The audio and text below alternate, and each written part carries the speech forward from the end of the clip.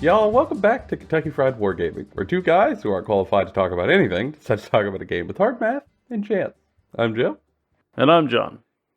And John is returning, illustrious, alive, and minus one Hyundai. Yes. But yes is still here. John, how you feeling? Yeah. I say knowing the answer. Sore. As Joe probably told you all on the show, I got into a wreck a couple weeks ago, so I'm still recovering and feeling a little sore, but I'm able to record now, which is awesome. But it has put a hamper on a lot of my hobby and game time, because recovering from a wreck is kind of difficult to play games in. But we have done some, despite it. We'll be talking about it. It'll be pretty funny. I mean, it's true. We pulled it off. And before that, you also got some games in, because John recently, along with Seth, went to their first Conquest event. It was a tournament, competitive event for Conquest, Last Argument of Kings. And since it's we've been wading into Conquest over the past, over 6 months now, we thought it'd be worth talking about on the show. We went to this event. What was the vibe like? What was the setup like? And do we recommend y'all do it too? Just to share what we've learned. But before we do that, we got to talk about hobby time. And obviously, games played.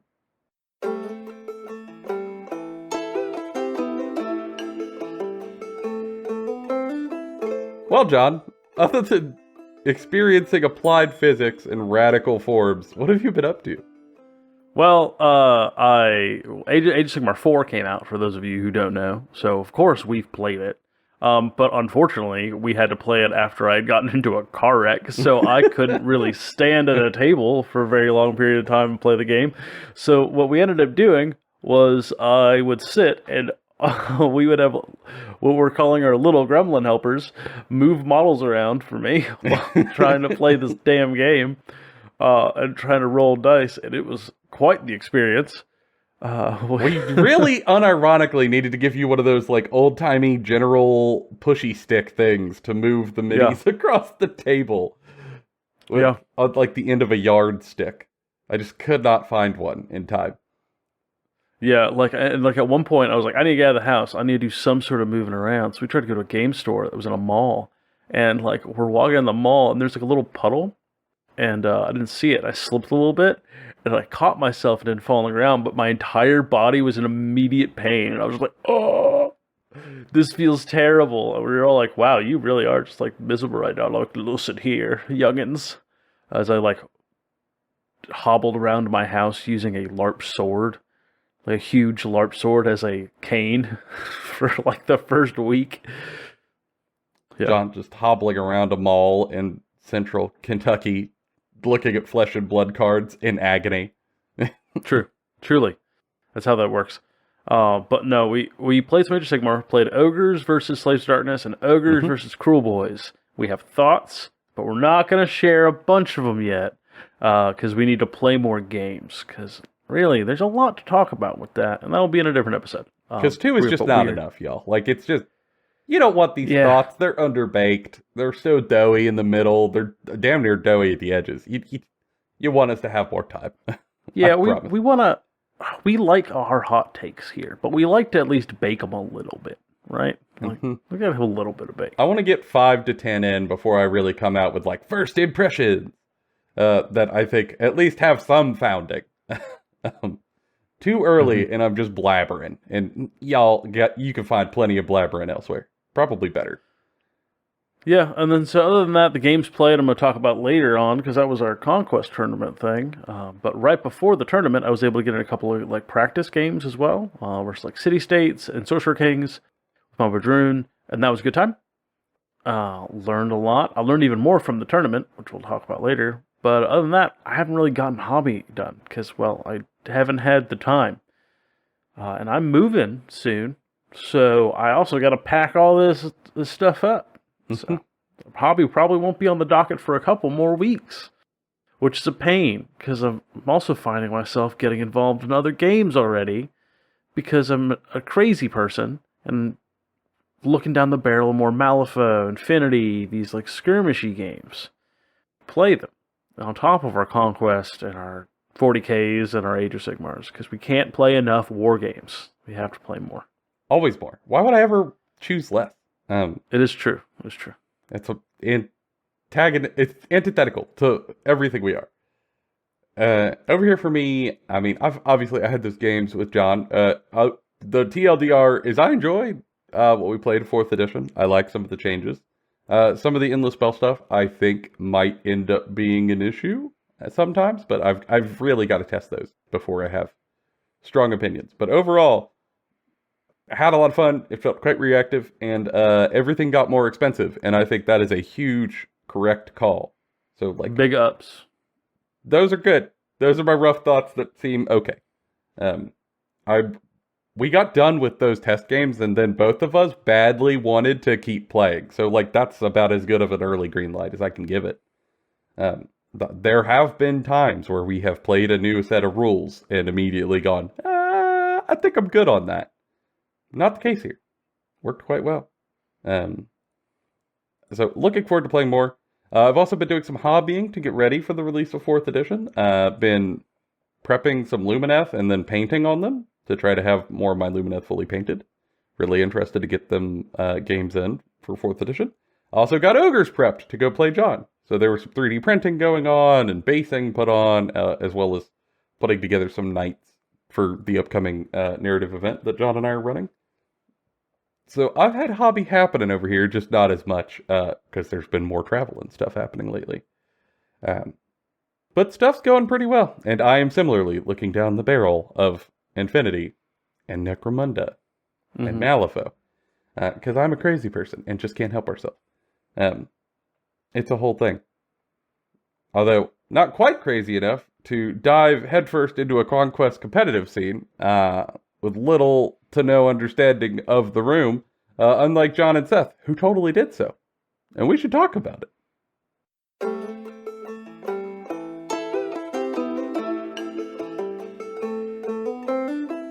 Alright, John, before we get into this proper, I do think we want to slot in a quick announcement. So we have also brought in some help. Amanda has joined the team to help us with our Instagram, which she is resurrecting from the dead as we frickin' speak, because I am just terrible at posting on social media. I don't like posting on my own. I don't want to post for the shows. I just want to paint little toys and take some pictures and share them to my friends. Social media weird. However, she's quite good at it and has benevolently come over to help us to resurrect it. She is posting stuff over there all the time, rather consistently. So if y'all wouldn't mind going to take a look, see if you're into it. Before we start the full topic, I'd appreciate it just off the rip. And if there's more stuff of ours that you want us to take pictures of, there's more stuff you're interested about what we're doing in our normal like hobby time, like if you want to just see pictures of what we're doing when we're hanging out with each other at the shop, or like what we're doing, let us know. We will like try to make those things happen for y'all if that's what you want to see. We're not quite sure what y'all are interested in. We'll just keep like painting toys and showing you pictures of our toys and taking pictures of our games and showing them off and talking about them. If you guys seem interested, just whatever you want to see, let us know. Yeah, much appreciated. And now, for the actual topic. John, you went to a tournament for the Conquest. Last argument of their monarchs. Them there monarchs. Yes. Very in vibe. Okay, continue. Yeah. Okay, so went to a tournament at Tactical Retreat Gaming. They're near Cincinnati, Ohio. It is a wonderful store. It's where we play Conquest most of the time, and it was being hosted by our wonderful Vanguard, Mark, who did a wonderful job, did his best time. I believe this was his first event he's ran that's like a tournament. So he tried his best and did as best he could, and it was overall a good time. Out of the gate, great, right? But I'm going to explain to you what the setup was and like how I was going into it. For me, I have not played in a tournament for Wargaming since like 7th edition 40K. I've been a very long time since I've played in Wargaming tournaments. I used to play in Magic tournaments. But that's about it, right? Like, I'm just not a tournament goer and player, generally. I normally play at shops with, like, randos, or, like, in leagues with people, or I play, like, with my friends. So this was a sort of a step back into, like, a thing I used to do a long time ago, and sort of seeing how it is, and seeing how I liked it compared to some of my previous experiences, with very little competitive experience. Mm-hmm. And in that, I had to come to terms with some of the stuff that happens at tournaments. Namely, it started earlier than I probably would normally start for Wargaming, which was we had to be there at 8:30 to check in, and games started at 9. 9 a.m. start time really wasn't that bad. There was a bunch of people there, and they were all like happy and excited. So it was like the vibes from the kickoff were just immaculate to begin with. I will say though, it probably felt better because you crashed at my house. That's true. The night before. Otherwise, you would have to drive about 2 hours to get there. Yeah. Ooh. But there was 4 rounds. So that is a lot of rounds of Conquest to play in a single day in a shop. 4. A single shop, not an event hall, just a shop. And we filled every table. Every table had a game going on it. And it was 2,000 points, and we had 2.5 hours per round to play the game, with a small 15-minute break in between each and a 1-hour lunch. That was our setup for rounds and like time frame and yada yada yada. And what I played was Wadroon. I played Wadroon that used a like foot chieftain as my supremacy, like my leader, with a Tauntaur and Apex and like 2 big bricks of like infantry and lots of like other small stuff. So like I had slingers with like the triple activating slingers because it's very good. Hunters, which are very nice. Tauntaur, Apex, a brick of veterans, a brick of Chosen of Conquest with a Scion in it, and then like an MSU thing of Blooded, right? So it was sort of like a thing I made myself. I didn't really look online a lot, and I just tried to see how I thought was going to do really well and how to do, right? And like my goal going in was like, I was like, I'm hoping that I can just like stand my own and do pretty all right. I will be very happy if I can go 2-2. Right? I went into it going, I'll be happy if I can just win 2 of my 4 games. But if I only win 1 of my 4 games, that's okay. If I lose all of my games, okay, well, I'm probably going to have to rethink some of the ways that I'm playing this game. But at least it'll be a learning experience, right? So, with that, I went into my first game. And my first game was against a champion of an opponent who was playing Spires and had a wonderful shirt on that said, you call it my criminal record, I call it my lore. And it was immediately vibes on point. Like, it was... Hell of a start. Very trashy. Totally in the KFW vibe. And for y'all that don't know, I don't play Spires a lot in my current meta. Because there's the one sometimes Spires player in our group. Yeah. Who sometimes plays Avatara Spires lists. But mostly plays OD. My first matchup was against Spires. That's unfortunate, bud. So I'm out here trying to figure out how this army works while I'm playing against it with my list.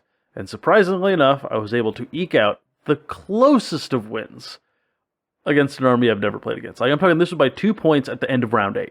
Like we went hard and barely got there. We got there. It was a great time. My opponent was great.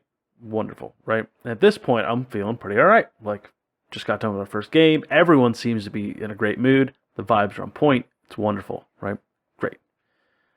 I have also run into a problem at this point after playing this game with Spires. And it's going to be a reoccurring issue that I keep experiencing as I'm going out throughout the rest of the day. And that is, oh no, I think I like Spires. That's the problem. Bad for your wallet. Financially, you're ruined. But then I move on to the next one, which is Nords, to which I went against a pretty good opponent who has played at Adepticon before and was trying to go to Worlds, and he was playing a Jarl Bow Chosen list. Yeesh. That's when I say painful. Bow Chosen list, I mean, I think it was like 3 units of Bow Chosen, and it was just like, early game pressure, fill the board, take everything over, shoot me to death. And to be honest, I just was not ready to deal with that list. Like, I did not know what I was supposed to do in that situation, and I tried my best. I tried to do a little bit. I think I did pretty okay, but I lost. Right, I lost that game pretty handily. Like, I lost it by a lot of points. But I left that game feeling pretty alright about it because my opponent was a bang up guy. Like, he was great. Right, they proceeded to like show me some like things I was doing wrong. Told me stuff about their list, what some of their weaknesses were, gave me some tips. Like, it was a great time. Great opponent, wonderful time. Even though I completely like lost. And I learned a lot about stuff, right? And how it works. Third round. I am also sitting here thinking about how much I like Spires as I am looking across the table at the 3 other Spires listed at this tournament and going, wow, all of those look way cooler than I thought they did. Like, on the web store, they look a little doofy sometimes, but then I'm seeing all these in person. I'm like, wow, these all look great. And I'm like super into it. I keep going downstairs in the shop and looking at all the Spire stuff on the wall and going, I could go home with some. I could. Definitely and Avatar look kind of good, though. I mean, I'm just saying. I don't know. But round 3 happens, and I am playing against OD list. Ooh, that's a tough match for you. And this is a list a version of this list I have fought twice before. This version, I think, is the most competitive and probably the strongest version of this list that I've fought against. And it shows. It was difficult to play against. I would say this is like a gatekeeper style list from my experience, because if you don't have answers to this stuff, you're just going to struggle. And what he brought was a Praetorian brick with 2 units of 5 bone golems. And the Praetorian brick had a Strategos in it that was a supremacy. So it was capable of doing a lot of stuff. And he had like 2 casters and a bunch of legionnaires and like and I'm some assuming carries. the bone golems, they were there doing the aura of death thing. Yeah. Okay. And so like really what this list does really, really, really well is it sort of grinds everything down to dust. Like, it takes over a couple points and then just beats you. And I was playing it on a mission where there weren't a lot of objective points in the first place, so it leaned into OD's favor, and on top of that, I didn't have answers to Aura of Death. I didn't have answers to, like, some of these things that they were doing, and I'm just not used to being in the mindset of playing competitively, right? Because there's a little difference when you're playing competitively as opposed to, like, casually, and, like, the valuation of trades out of what you're doing. And I wasn't quite there. And I think by the end of this round, at the end of this mission, I was able to sort of get there and understand, like, okay, that's what I did wrong. That's what I did wrong. That's what I did wrong. And also, again, my opponent was great. He was bang up, no issues, no, like, there's no grumpy, there's none of that. Like, there's this preconceived notion that gets put out there about competitive players, not just in Conquest, but just in general, that competitive players are sort of like spiky, or they're just like win at all costs, or they're very like cold. And that was just not my experience in all of this. Like I said, many of these people that came to this tournament were also people that are going to all of the big tournaments or play in tournaments all the time. And they were all just great to be around, right? It was just a great, fun time. But I lost that game too. And I also learned a bunch. Mostly that, like, maybe the list that I thought that was pretty good probably could have done with some more tuning to have more answers. Because unfortunately, I built a list that was running pretty slim on what it could do. And so when my opponent correctly found the weaknesses in my list and took certain things out, I was left with no ability to answer certain things. Which, sort of like, that's a fault on my end, right? Like, that's a fault on the list I built, and I should probably try to, like, change my list going for events in the future. Round 4. I'm going against Nords. Final game of the day. Yes. And this time I'm going against a Volva list. With a huge brick of Valkyries. Neat. And there's an Ice Jotnar, and there's a Cunning Gear, and there's a bunch of stuff. There's bow chosen. It's sort of an all-comers Nords list. It sort of took a little bit of everything. It wasn't really super focused. It was probably a list more along the same like power level as mine. as opposed to some of the more competitive lists I was playing against that were just sort of outclassing me. And my opponent was a great guy, wonderful fella, had a great time, great match, but we were both pretty tired at this point. Like at this point, we are on round 4 of the tournament. We're both sort of exhausted, and we're like struggling to get through our match. I mean, that makes sense though. It's late in the evening. It's a long day. The fatigue and mental exhaustion is going to set in. Like, that's unavoidable. We were able to get through it, but I can definitely like look back on the match and see where I made some mistakes. And like he even mentioned a couple times that he was like, "Oh man, I shouldn't have done that." A couple times, and like it was just I could tell we were both playing a little sloppy because we were both tired. Like round 4 in a single day was a little rough. That's a big task to lift. Like that's a pretty big stint to run playing war games back to back to back to back. But I managed to pull that out as a win. So I went 2-2, like I was really, really hoping I would. I went 2-2, and that was pretty great. Pretty happy with it. And I think overall my performance, I think, was okay. And I learned what I need to change going forward. I learned what sort of lists are probably actually good and what lists are probably not so good in this setting. And what sort of like an actual competitive Conquest list looks like, and how like competitive players look at Conquest, which is one of the things I really wanted from this tournament. Is I wanted to see, because I'm not normally a competitive player, and if I want to talk about it on the show, I want to be able to like interact with these people in real life and understand like how they're viewing the game and how that mindset works. To discuss it, even if we are discussing the game from a casual like viewpoint, it helps to understand the other side, because the reality is most people are both. Most people play these games casually and competitively, just in different environments.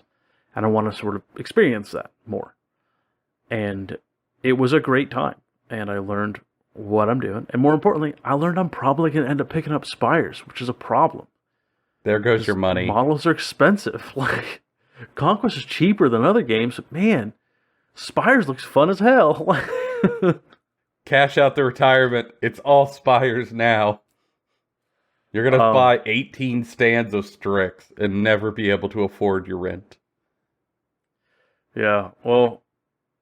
Maybe not Strix, more Avatara. Just all Avatara. No, I probably want 2 units of Strix. Okay, probably 2 cool. units of Strix. I will say that the Leonine Avatara looks sick, and I love the idea of the Hunter-Killer Warband with a Centaur Avatara, where you're lighting them up with arrows, and then the Centaur Avatara come in to do the charge. Yada yada. It's cool. It's neat. I'm super into it. Joe will hate it. Joe will hate it so much. I think it'll be a fun list to play against. It's gonna suck. It is tempting. If I wasn't patiently waiting for the quiet to be revealed in a few years, I would maybe be tempted myself. But alas, I must hold firm for the coolest of the exiles. Well, now we're going to get to the final part of this episode, in which we are just going to talk about the big takeaways I have from this. And Joe's going to like slap in here every once in a while and talk about his like perspective from an outside. First off, I'm going to start this with a positive, right?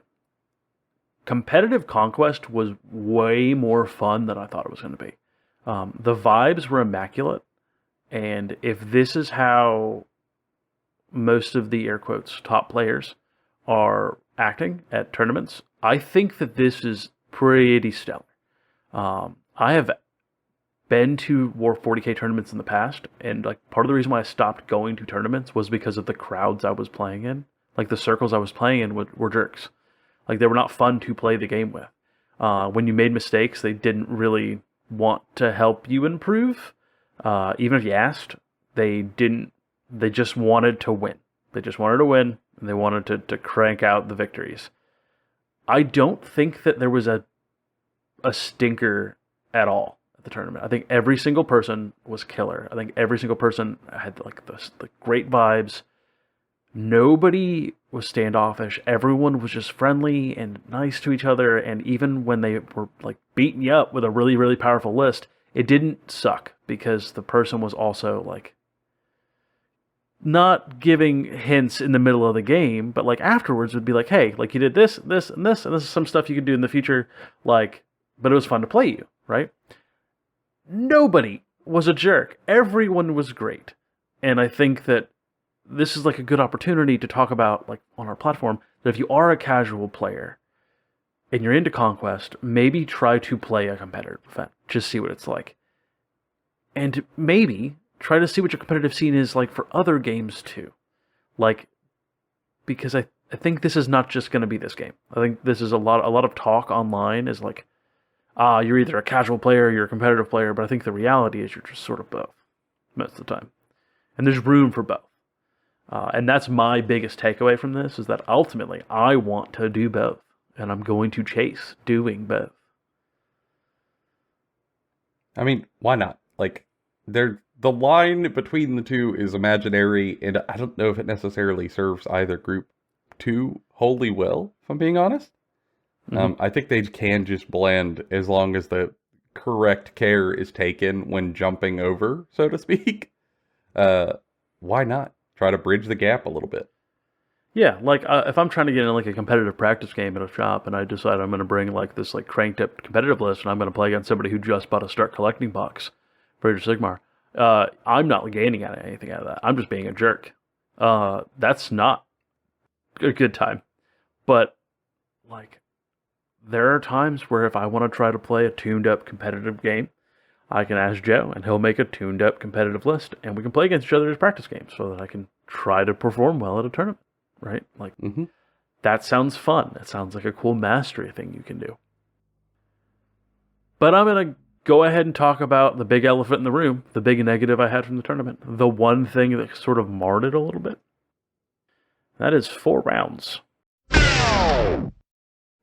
Well, viewers, there's a breaking news update. We're going to be at different close for just a hot second, and that's because, well, we have recorded this episode right after John went to that tournament, so the thoughts were nice and fresh in his head, and we could talk about our thoughts nice and honestly. It has been a few weeks with stuff getting geared up in the backlog, and in that time, we have just been told for the Parabellum live stream that the segment you're about to hear about our feelings about the 4-round tournament and how it creates a lot of problems, they fundamentally agree with. And it's why they have decided to make it to where you no longer have to do 4 rounds. However, they found a nice middle ground that works for everyone. We'll talk about it here in a bit. But we wanted to at least let you know going into this, because it didn't feel right to just cut our thoughts out because it would feel disingenuous, but it also didn't feel right to let you listen to the whole segment as us not being happy about something, knowing now, just before release, that it will be getting fixed. We'll talk about our thoughts, though, after the segment.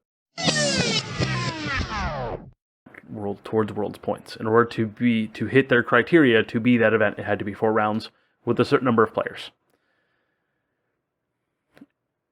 I think that works fine if it was a 2-day event in a venue that was made for this, or was like in a GT at a convention center or something. But because this is both a local shop and also a single day, 4 rounds is a bit. Like it's a bunch, right? The actual time frame of playing in 2.5 hours wasn't the issue. That's not the problem. The problem is we had 15 minutes in between each game, and then an hour lunch. Right? And he had an early start time, comparatively. We played pretty late. And so by the time we got to round 4, we definitely had a lot of people drop, or just were tired in their games, just exhausted in their games.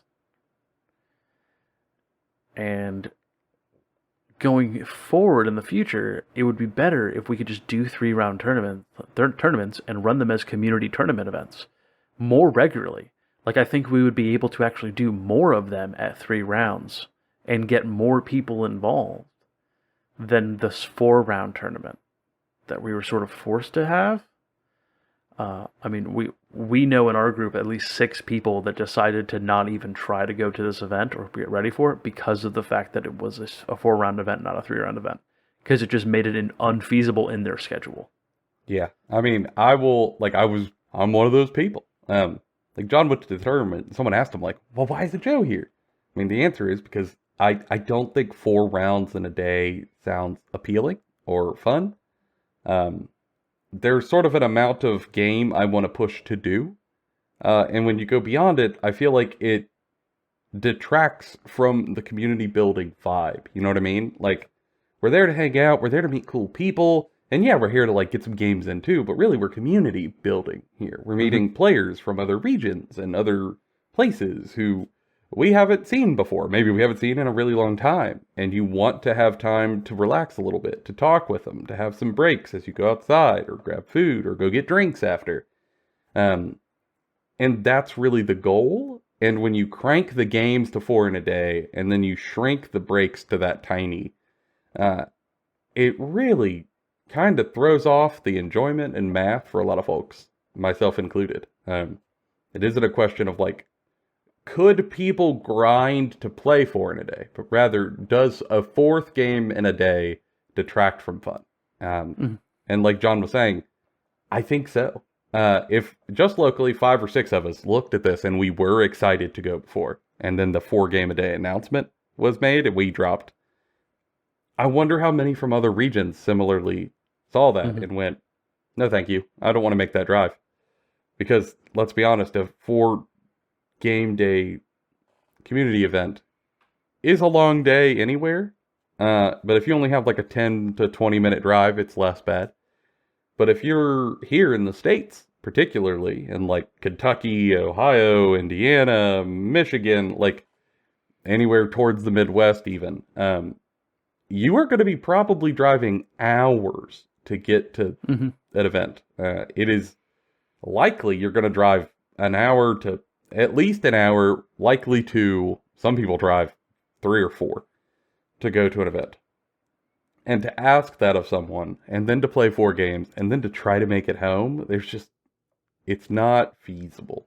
And also to try to do that multiple times, like in a month or in a season, right? Like if you're trying to play games like this regularly in a season and sort of go out and do stuff, that's much harder to do when like every time you're going to go to one of these, you have to get a hotel room, or every time you're going to one of these, you have to like find a place to stay, or like take a Saturday and a Sunday and a Friday night. Like, that just becomes harder to do.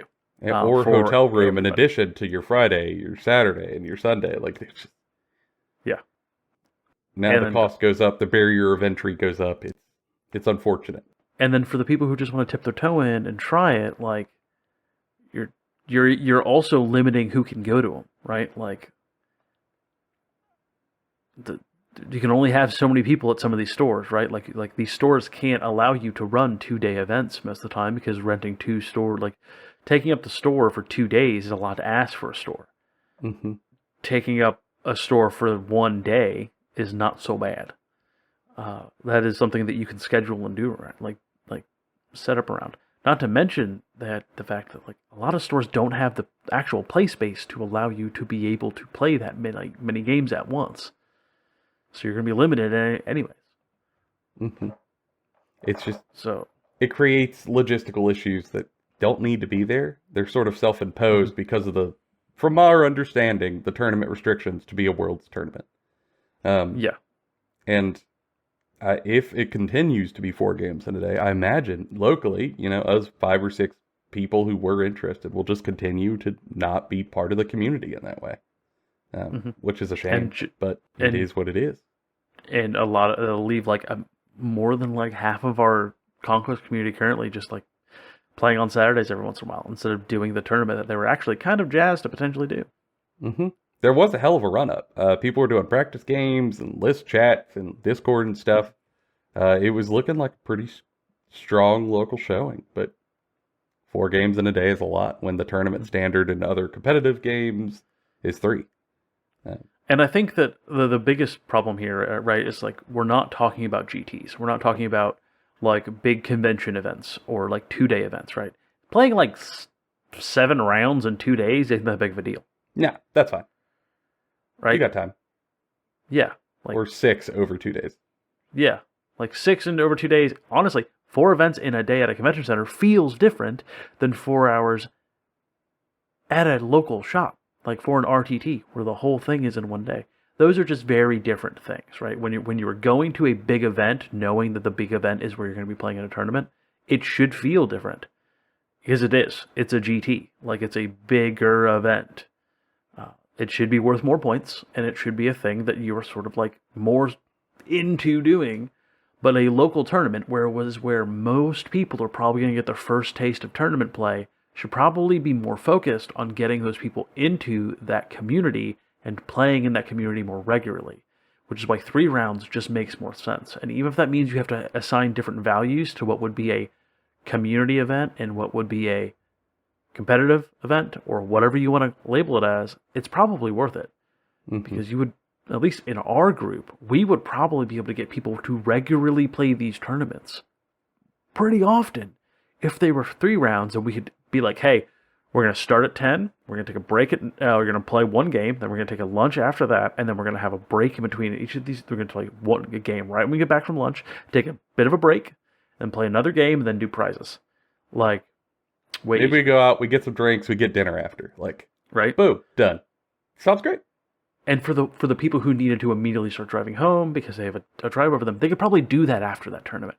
Not have to get a hotel room for that night to then go home. Or, they might have to get a hotel room to drive in to stay, but at least they're getting 1 night, not 2 nights. It changes all of the logistics. The math gets a little driving harder. is mandatory. Unfortunately, in the States, everywhere takes hours to get to. So it's I a wish pain. it wasn't true. I really wish it wasn't true, but it is. And I think that this is I know we're going a little long here on this negative topic it's because it matters, right? Like, this thing here was the only thing that felt bad about this entire experience. And it was entirely seemingly outside of the controls of both the tournament organizer and also the people involved. And it was a talking point at the event where players themselves were also like, this kind of sucks. And I at round 4, we're kind of like, I'm really still having a great time, but I kind of wish we were over at the bar getting drinks, talking about the games right now instead of playing a 4th one, because we're tired. I also think that speaks to the issue a little more, because the people who are really, really into this, who are diehards, who are willing to make the huge drive, who are willing to get hotel rooms, who are willing to do 4 games in a day, even for many of them, they decided to drop after round 3. Just because even for the diehards, it didn't feel right, and they just wanted to not do a 4th game. That speaks for the pretty loudly, I think. For the competitive players, the true diehards that were there from out of state, that plays in Adepticon stuff, they played all 4 rounds. Then we had other out of state players who were coming to play it, see how they could do, and try it, and they were willing to drive, but even they just did not want to do the 4 rounds. They were like, no, I'm gonna drop, which is okay. People should be allowed to, but outside of that one issue, that though kind of large, does not prevent me from going back and doing more. If anything, this experience has shown me that I want to play more competitive events in general. Not just Conquest, but maybe other games. Probably not 40K, but maybe AOS. But definitely Conquest. I'm gonna be honest. Conquest was pretty fun. I mean, I'm even debating, and Seth was also even debating, us both just trying to drive to Michigan and play in a couple tournaments. Just to have a good time. Just good old road trip across the U.S. 3-4 hours to just play Plastic Army Men. What a wild time. Really getting a little crazy. Yeah. Wild and crazy trips. It's that's like that movie Wild Hogs, but with Plastic Army Men. You just dumped words into my brain, and a script was written against my will. I'm glad y'all had a lot of fun. I am. And I very much hope that this fun can be spread to the rest of the community here. I think it would be great if we could foster sort of inter-regional connections between folks. So we could start doing little travels, people to come here, us to go there, growing the game a little bit, kind of spreading the word a little bit of how cool it is. And I think if we could get this sort of arbitrary restriction lifted, man, you'd really be onto something. As more, like John said, regular, just 3 games a day get-togethers. Oh yeah, like it was a great time. I actually would love to try to test running a 3-game sort of event that is not attached to Parabellum stuff for Conquest in the future, just to see how the difference and see how it feels. I mean, I guess just that is truly sort of to like, see if we're right, like to see if we're correct. yeah, I do think that is at least like the final option. Is even if Parabellum says no, we demand 4 games for it to be a world tournament. Okay, well then maybe we just do it outside of Parabellum, and we can just run a 3 game in a day RTT, and just see how it goes. Obviously, we'd be capped at like shop space or what have you, but at least it would be a good outing. But I honestly, from everything I've seen of Parabellum, I don't know if they will necessarily be against the idea of making it more approachable for folks. They have done a lot of things to make this game more approachable for people to get into. I doubt they would deviate here. It's just probably a thing that hasn't occurred to them that would be such an issue here in the States, where you have such long drives for just about anything. Yeah, like I'm not like I absolutely want to just make this clear that like I'm not trying to put words inside of Parabellum's mouth, and I'm also just not trying to shit talk Parabellum. Like the nicest way I can say that is that like I think they have a great game. I think they're doing a lot for their community, and they genuinely care. As much as a company can, you know what I mean? Like they do genuinely care about this game that they're making, and that the people playing it, they want them to play it and enjoy playing it. There's just sometimes you got gripes. Sometimes you got gripes. Sometimes there's problems, and like discussing it is the best way to like absolve them. Yes, rather than being passive or indirect, like to just put them out there. Say, here's the issue. Here's where it comes from. Can we resolve this? And maybe we just can. Because if we could get that resolved, honestly, I think it could be a regular thing, and that would be awesome. Then we could do a follow-up episode if Joe goes to his first competitive Wargaming tournament, and it's Conquest. How was it? And then I will spam the Bow Chosen. No, you won't. You're going to play Dwegum, and you're going to become a Dwegum main, and you're going to become a terror for everyone in our region, because I know you, and you're going to do great. You're gonna show up dressed in full plate mail and just go, I move forward. Real strategery happening in my brain. You're gonna go 0-3 because they're gonna be 3-round events constantly, and everyone's gonna be like, "What is wrong with you?" And you're just gonna harass them the whole time. Lose every game, but have a great time doing it. I'm actually here submarining because I'm coming for the spoon from Mark, our local buddy Mark. No, it was Chris. Chris won the spoon. Mark's our Vanguard. Chris is the one who won the spoon. Yes, Chris won the spoon. Mark wasn't playing. But Chris won the spoon for taking last place, and I want that spoon. There's a moment at the tournament where he wins it, and he pushes his hand up in the air with the spoon, and it was like a moment from every sports movie ever. I just wanted to take a picture of it, of him just holding up his trophy spoon. It's just as inspirational as Rudy, but for a wooden spoon. Hey, all I'm saying is Seth took third with Sorcerer Kings. He took third with Sorcerer Kings, so anything's possible. KFW was on the map. If Seth can try to take high place, you could go for the midboard. I'm going to submarine down here in the trenches, getting all the spoons from across the country, and we could sweep this game. Really, I'm your friend in low places, okay? Watch out, everybody else in our region. The Kentucky gentlemen are on their way. God, that's amazing. Yeah, I would love for that to be the follow-up episode. Good Lord, I'm going to order my plate mail right now. For y'all out there listening, though, I know this is just an incredibly chatty episode about a thing we did. I hope it's enjoyable for you. But the big takeaway is, if you're a little nervous to get into competitive play, but you kind of want to take a little dip in the pool, please take a dip in the pool. Just see what it's like. Hop in that pool. Just have a great time. If you have questions on how you can maybe do that, and maybe concerns you just want to talk through, feel free, share them with us down below or over on Instagram. Again, there's a push there, but we do respond. Happy to help you work through it, or logistics, or If you don't know where to even find events, let us know. We'll help you find events. There are Discords and groups and whatnot that we can help you. We're always happy to do so. And now that John is back after recuperating from his terrible, terrible injuries, we are going to be working on more episodes to keep the good time content coming. Yeah, I apologize for leaving you all into Joe's ramblings while I was gone.